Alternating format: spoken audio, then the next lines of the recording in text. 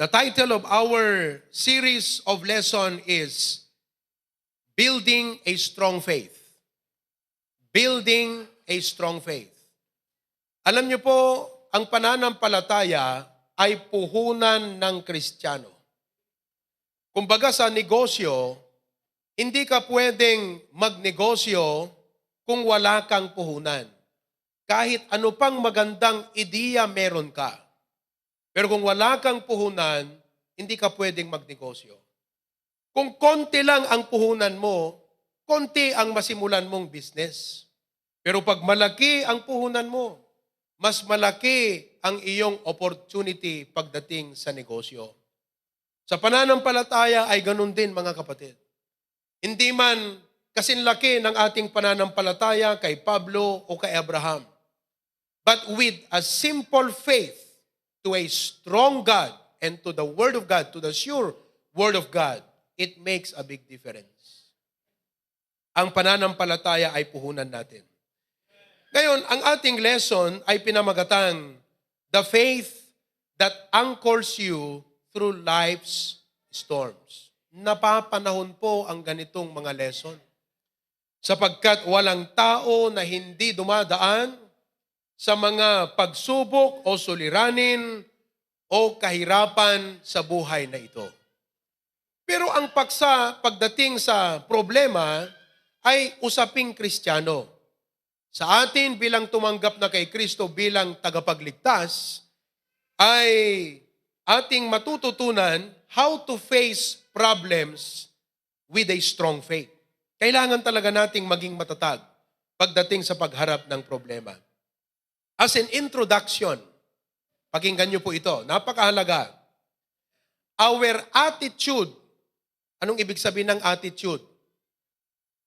Yung ating pananaw, perspektibo, dayjay panangkita tayo. Our attitude and response to our problem is critical. Alam niyo ba yon? Are you listening? Dito dapat ma-realize tayo kakabsat. It does not matter how big your problem is. What really matters is your attitude to your problem. Sino sa inyo ang may mga problema ngayon? Alam mo, ang dapat mong bantayan, yung iyong attitude o how you respond to the problem. Ito po ang aking nais ipabatid sa inyo. Nasa aking kamay ang kutsilyo. Wala ho akong papatayin dito. Okay? Tumingin kayo lahat dito. Anong nasa aking kamay? It's a knife. Kutsilyo, di ba? Now, ang mga trahedya, mga suliranin, at mga pagsubok ay parang kutsilyo. Depende kung saan ka nakahawak. Naunawaan niyo ba? Depende kung saan ka nakahawak. Pag hinawakan mo yan dito sa kanyang handle, sa hawakan, no dito'y aputan at nangigamam, the knife will serve you. And you can use it for a good purpose. Pero kung hinawakan mo sa kanyang blade, mabuti na lang hindi ito matalim. Ang problema, nakakasugat eh. Pag hinawakan mo siya sa patalim at lalo mong hinigpitan ang paghawak mo sa patalim, anong gagawin ng kutsilyo sa'yo? It will cut you. Masusugat ka.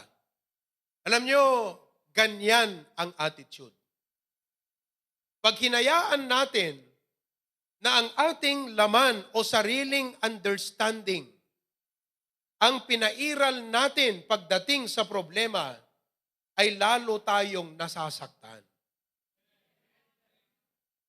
Lalo tayong we bleed. Ano sa Tagalog ang bleed? Ha? Dugo. Ha? Lalo tayong nagbi-bleed. Yun na lang. Mga kapatid, pag dito mo hinawakan, and the more you focus on your problem with a wrong attitude, with a wrong perspective, the problem will all the more hurt you. But if you face your problem this way, then the problem becomes a blessing to you. Kaya ang aking tanong sa inyo, pag meron ho ba kayong mga problema, ano ang nagiging epekto ng problema sa inyo? Ang problema ba ay lalong nakakapagbigay ng sakit sa inyo o ang problema ay lalong nagiging blessing sa inyo? Does problem make you bitter or does problem make you better? Ang kasagutan po dyan, Pastor, how will I have the right attitude to handle and to face my problems? The answer to that, folks, is faith. Kailangan mo ng pananampalataya, tamang pananampalataya sa ating Diyos. Because when you have faith, whatever problem come your way, disaster, tragedy, or difficulties, if you handle it with faith, then problems become a blessing to you. Kahit yan lang po ang matandaan nyo sa ating preaching, sapat na. Pwede na kayong umuwi. Pero wag muna, mahaba pa itong aking mensahe. Next, when problems and sufferings come, let your faith send its roots deeper into the Word of God. Hayaan mo na pagdating ng problema, mga kapatid, ay dapat yung pananampalataya mo, the more problems you have, let your faith take its roots deeper into the Word of God. Kaya alam nyo, pag may problema kayo, huwag kayong makikinig ng mga awit ng mundo, romantic songs. Huwag kang makikinig ng Manong Nemi. Lalo kang paiiyakin yan. Pumunta ka sa Bible, kunin mo yung notebook mo kung saan mo isinulat yung mga mensahe ni Pastor, i-review mo yan, and let your faith take its roots deeper into the Word of God. Yan po ang kailangan nating pananampalataya. That's the faith that can anchor you through life's storms. Isang pastor na ang pangalan ay si Parnell Bailey, nagbisita sa isang plantasyon ng oranges. Orange. Oo. Na kung saan yung irrigation, yung nagsusupply ng tubig, patubig para sa mga orange trees na ito, was broken down. Nasira. Ngayon, yung season na yon was unusually dry. Summer. Some of the trees were beginning to die. Matayen, digijay kayo kakabsat. For lack of water. Kasi wala silang patubig. Ngayon, yung tao na nag-tour sa kanya, DJ tao nga nangipasyar keng kuana, kada ito nga orange grove, dinala niya doon sa kanyang sariling orchard, yung kanyang taniman ng orange. Sabi niya, "Sir, halika dito sa aking taniman ng oranges at gusto kong makita mo ito. Walang irrigation at bihira ang patubig. Bihirang ulan." Sabi niyang ganyan, "Alam mo," sabi niya, "itong mga kahoy ko na oranges can go without rain for another 2 weeks. Kahit namamatay na ang mga kahoy sa paligid, itong aking mga orange trees, in the next 2 weeks, mabubuhay yan kahit wala pang darating na ulan." You see, sabi niya, when they were young, ang ginawa ko, nung maliliit pa ang mga kahoy na ito, I frequently keep water from them. Ibig sabihin, hindi ko masyadong dinidiligan. Sinanay ko sila na hindi dinidiligan. Dahil hindi ko sila dinidiligan, itong ganitong challenge sa kanila, sabi niya, caused them to send their roots deeper into the soil in search of moisture. Dahil hindi ko, jak unay padpadanuman, napilitan di giti ramot da nga umunig. tapno agsarak iti moisture iti uneg iti daga. Now, sabi niya, yung mga orange trees ko have the deepest roots in the area. While others are being scorched, namamatay na sila sa init. Sabi niya, yung sa akin, buhay na buhay. Mga kapatid, darating ang global problem, pandemic, makikita mo ang mga Kristiyano, masaya pa rin. Nasa church pa rin. Naglilingkod pa rin. Bakit? Sapagkat sila po ay natuto how to send their roots, their faith, deeper into the Word of God. Praise God na noong pandemic, kahit sarado ang ating mga building, may live stream tayo. At halos araw-araw noon, meron tayong service. Yun ang naging patubig sa ating pananampalataya. At kaya naman, kahit pagkatapos ng pandemya, krisis na krisis, sa biyaya ng Diyos, lalong pinagpala ang HBBC, tumayo ang mga buildings. Nabili ang HBBC Memorial Park. Nabili natin ang mission house na to sa katabi. Nabili ang lote sa Claveria. Naitayo ang pastoral house. Bakit?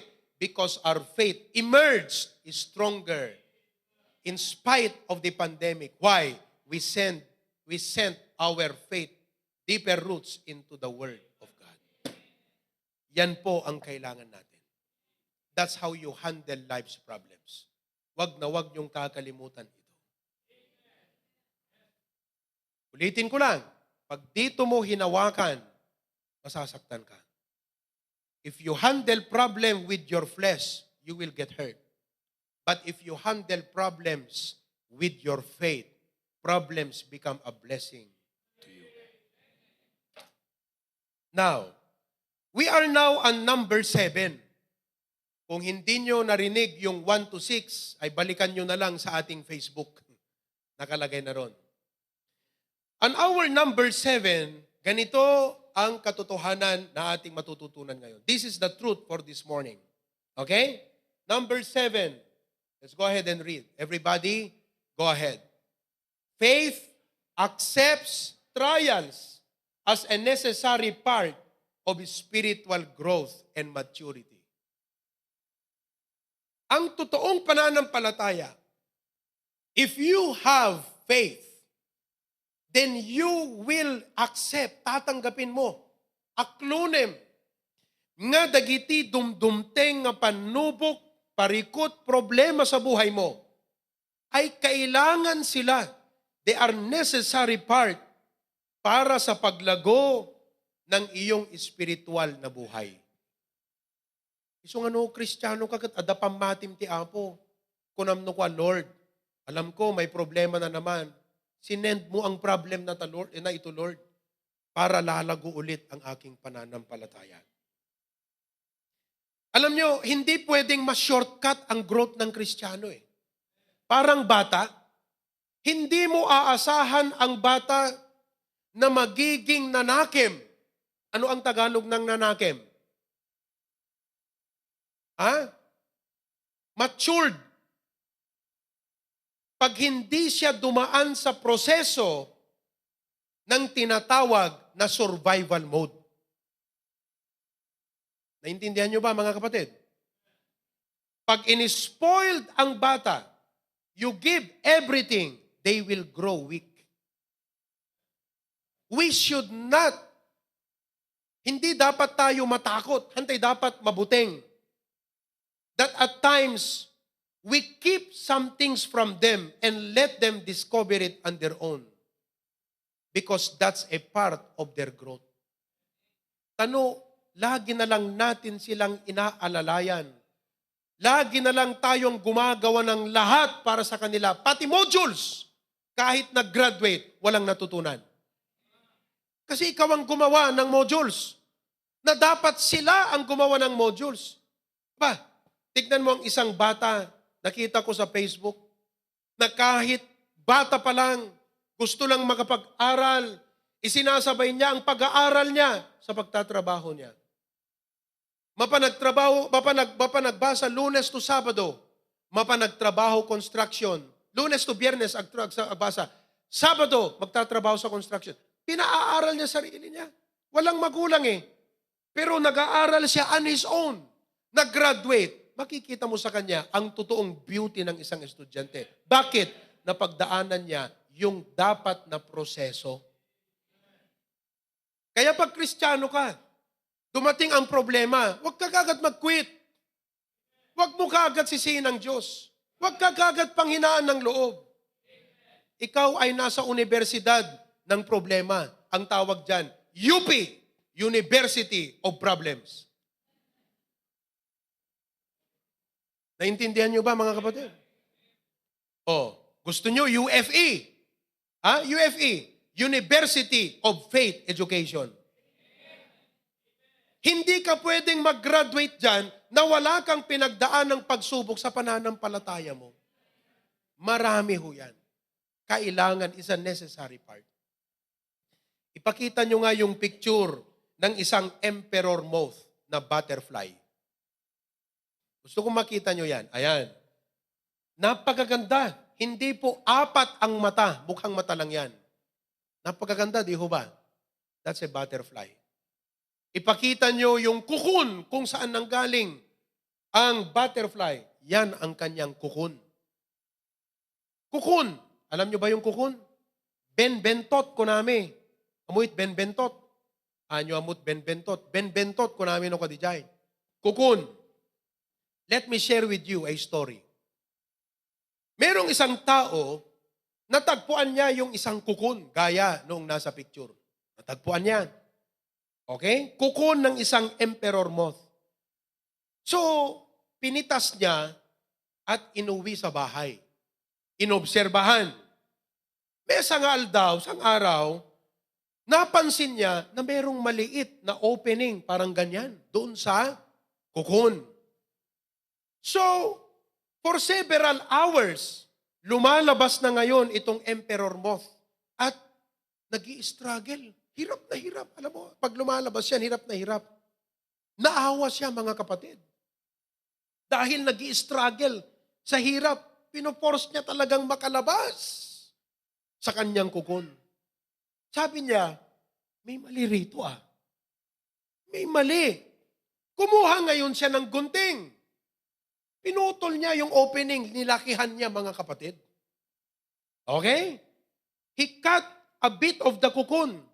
So ang nangyari, nakalabas yung moth na mabilis. Ang bilis niyang nakalabas.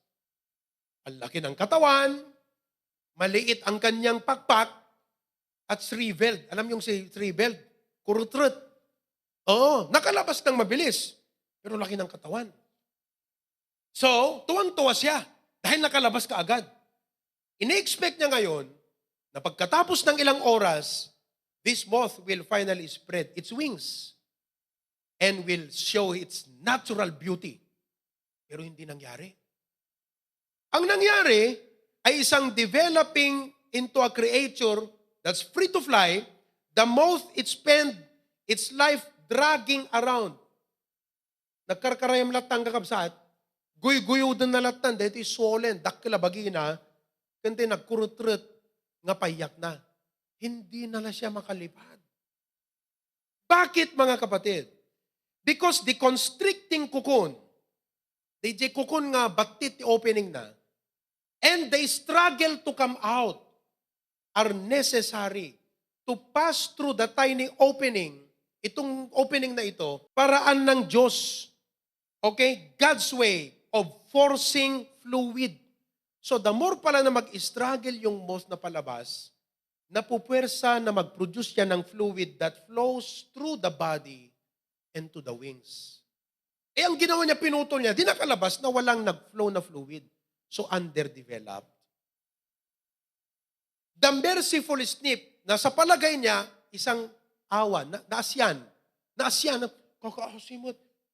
Naawa siya, pinutol. The merciful snip was in reality cruelty. Kaya pagka minsan, Lord, bakit ang tagal ng problema? Wala ka bang awa? Tanggalin kayo ng Diyos ng problema mo. Lalong hindi ka lalago. So God says, I am not cruel, anak. I love you so much, you have to go through that problem so that you will develop in the fullness of your faith. Kaya kung meron kayong mga problema ngayon, mga kapatid, na para bang itinuturo mo sa Diyos, Panginoon, wala kang awa. Sunod-sunod na kaming nagkasakit sa pamilya. Ang dami pa nating maming mga utang. Nandyan na naman ang maniningil ng kuryente.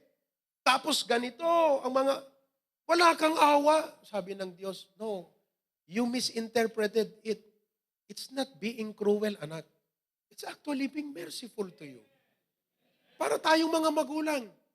Ang sakit mamalo ang magulang ko. Pinaguhugas ako. Galing ako sa eskwelahan, paglabandak. Walang awa ang mga magulang. Ay, hindi, walang awa yon. Sa totoo lang, mas naawa sila sa iyo pag hindi ka natuto sa gawaing bahay. Mas kaawa-awa kang bata, lalo kung dalaga ka na hindi ka marunong maglaba, na hindi ka marunong mamalantsa, na hindi ka marunong maghugas ng plato, hindi ka marunong maglinis ng bahay. Naunawaan niyo ba yon? Kaya huwag niyong sabihin, walang awa ang mga magulang ko, grabe. Galing at di eskwela, nagbalmalemak na nag-aral, pagdating ko, paglilinis, alam niyo nung araw, tanungin niyo ang mga senior citizens ngayon. Nung mga bata yan, si Pastor John nga, ang kwento niya, senior citizen siya. Sa umaga, bago siya sumibat papuntang eskwelahan, ginigising ng kanyang tatay, si Lolo, alas 4 ng madaling araw. Magaling kayo! Taga-Bacareo, lakas ng boses noon. Hindi kita animalan. Hindi agsungrot ta inudo. Pag inuduan, amoy inudo. Pagpapuduta, nalami ispela tiyempo idi, di parbangon. Answer, Jaime? Nalamag pela idi, ubing kayo, kaya, tatagat sa anan. So, agin inudo ka no, tububing idi. Kagaduray mapipakaturturog, mapanitultulnog, tabaka kakapsat no yan nagtan. Tapos, maglalakad papuntang eskwelahan. Pag uwi, maglalakad din. Ngayon, naku mga kapatid, shortcut na ang gusto ng mga bata.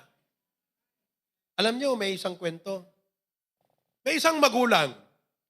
Lumapit siya doon sa instructor ng kanyang anak. Sabi niya, sir, kasi 4-year course 4-year course. Sabing ganyan nung instructor, nung tatay, sir, is there any way na pwedeng maging 2 taon lang yung pag-aaral ng anak ko kahit magkano babayaran ko? Mayaman daw Pwede ba na 2 years lang yung pag-aaral ng anak ko? Sumagot yung instructor. Sabi niya, pwede naman sir. Depende lang kung anong klaseng graduate magiging ang gusto mo sa anak mo. You see, sabi niya, it takes years to see an oak tree. It takes 2 months to see a squash. Would you like a squash or an oak tree? Alam nyo, pag sinortcut natin ang procedure for our children to really grow up at mag-develop to be a real man and to be a real woman, they will be like squash.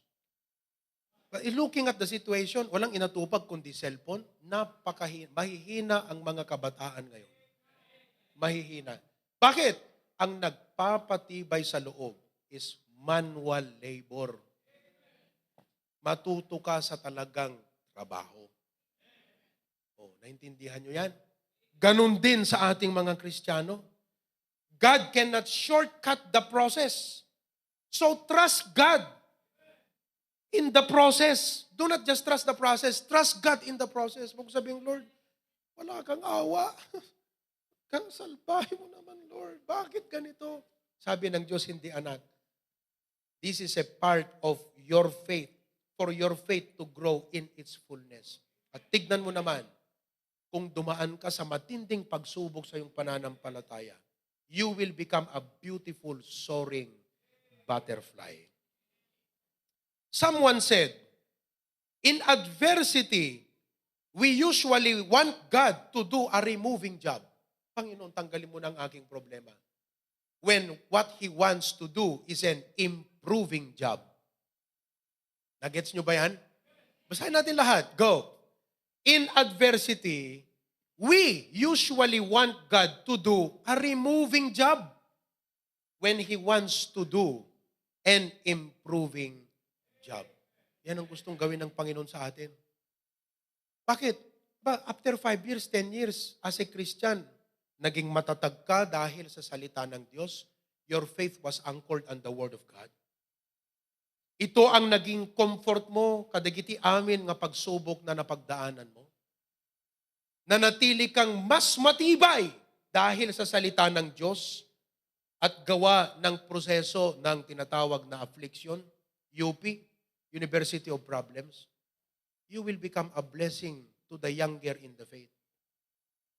At alam nyo, mga kapatid, ang ating Diyos, according to the Bible, hindi siya nakatingin doon sa mga nabubuhay sa comfort. Nakatingin siya doon sa mga napalibutan ng problema. Doon siya namimili. God chooses His choices in the furnace of affliction. Nasa Bible ba yan, Pastor?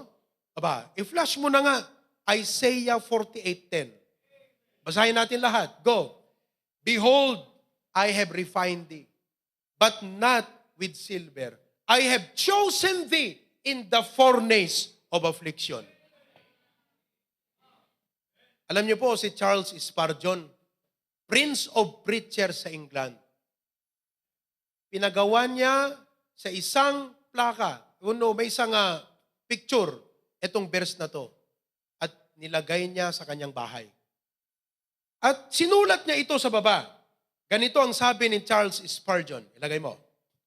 He said, we are chosen not in the palace, but in the furnace. Amo it furnace? Orno. Orno kakabsat. Paglutuan. Uno, no banga kuma, no kumabalitok, doon mo ilalagay yung gold para mawala yung impurities. Ayan ang ginagawa ng Diyos sa'yo. Kaya sinesen ng Diyos ang ganyang mga pagsubok kasi meron siyang tinatanggal na makakasirang ugali sa Christian life mo. Yan man ay yabang, yan man ay rebellious spirit, talagang mahirap, mas pinaiinit niya pa para maalis at maging humble ka sa Kanya. Alam niyo, listen to me very carefully. When God sends His men into deep waters, He doesn't drown them. He cleanses them. Pag ikaw ay inilagay ng Diyos sa malalim na tubig, dinala ka sa isang malalim na tubig, adalim nga danom, han nakaimpan ni Apo Diyos, ijay tapno ilemes na ka. Impan na ka, jay tapno madalusan kat madigos ka. Ganon din ho ang problema. Kaya sabi niya, we are chosen not in the palace, but in the furnace. In the furnace, what happens? Beauty is marred. Alam mo ibig sabihin yan? Yung pagtingin mo sa sarili mo, biglang nawawala lahat yan. Bakit? Because God wants to shift and change your focus from yourself to Him only and alone. Kasi masyado tayo nakatingin sa sarili natin. So God mars the beauty of what you are. Beauty is marred. Fashion is destroyed. Strength is melted. Pinanghihinaan ka humanly. Glory is consumed. Yet, here eternal love reveals its secrets and declares its choice. And God says, I picked you. Iso nga nuno kasanot, katindi, di kiti pagdaldalanan yung nga problema, God is in the process of choosing you. Wow. Ibang-ibang ating Diyos, mga kapatid. Pagka beauty pageant, hinahanap yung talagang you know. Pero pagdating sa paglilingkod sa Diyos, ang pinipili niya, pumupunta siya sa mga madaming pagsubok, doon siya namimili. I pick you. Kaya, alam nyo, maraming challenges sa buhay ng Kristiyano. So, instead of handling problems this way, at inigpitan mo pa, masusugat ka lang. If you allow your flesh, your human nature to influence you, if you allow pride, if you allow man's opinion to dominate you, lalo kang nasasaktan, kapatid. Umawag ka sa pananampalataya, sa salita ng Diyos. At makikita mo that your problem will become a blessing. Gagamitin yan ni Brother Ryan. Mag-prepare ng steak. Saka kukuha ng asin. At igaganon na. Salt Bay. And all of God's people say? Amen. Bow your heads for a while. Huwag kang umuwi na wala ka man lang deep reflection or realization from the preaching and say, Lord, thank you for the comfort and enlightenment today. Kaya pala may mga problemang ganito kasi meron kang nais baguhin sa akin. I was asking you to remove the problem from me. You are actually doing an improving job in my life. There is something you want to develop, to improve, and change. I don't want the shortcut, Lord. I want the whole process. Ayokong maging gaya noong butterfly moth, underdeveloped. Kaya maraming Kristiyanong underdeveloped kasi nag-quit, nag-backslide, nanlamig, underdeveloped. No. Go through the process. Spread your wings. Take your roots deep into the Word of God. It's not the end, folks. Your problem is not the end. It's a part of the process. And you accept it as a part of the process of building up your faith. Heavenly Father, thank you. It may be a short message, but it was straight to the point, and this is what we have needed. Thank you, Lord, for speaking to us through this message today. Apo kwam ti gloria kan dayaw. Yaman ak apo ti ado kinaimbag mo. At apo, agawid kam kumaitata, nga ti pamati mi, adadda nga ti mipker, mas lumakas ang aming loob na humarap sa anumang suliranin at problema sa buhay. Lord, give us wisdom. Give us wisdom, Lord God. In Jesus' name. All of God's people say,